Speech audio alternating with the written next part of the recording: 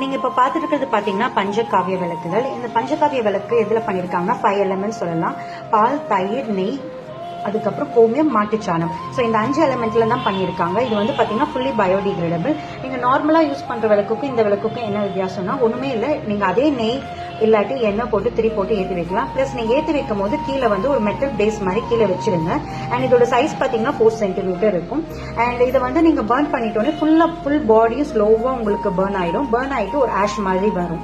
இந்த ஆஷை வந்து நீங்க எதர் வீட்லயே தயாரிச்ச விபூதி மாதிரி யூஸ் பண்ணிக்கலாம். ஆர் உங்க வீட்டுல பிளான்ஸ் நிறைய இருந்துச்சுன்னா அதுக்கு ஃபர்டிலைசராகவும் நீங்க யூஸ் பண்ணிக்கலாம். ஸோ இதை நீங்க ஆர்டர் பண்றதுனால 3 விஷயம் இருக்கு.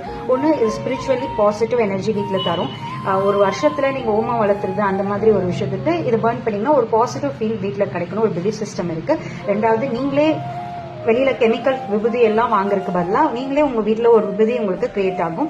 மூணாவது ஒரு விஷயம் பாத்தீங்கன்னா உங்களுக்கு சாயில் ஃபர்டிலைசராகவும் உங்களுக்கு கிடைக்கும். ஸோ இது நீங்க ஆர்டர் பண்ணணும்னா கீழே இருக்க வாட்ஸ்அப் நம்பருக்கு டெக்ஸ்ட் பண்ணுங்க ஒரு டிஎம் பண்ணுங்க.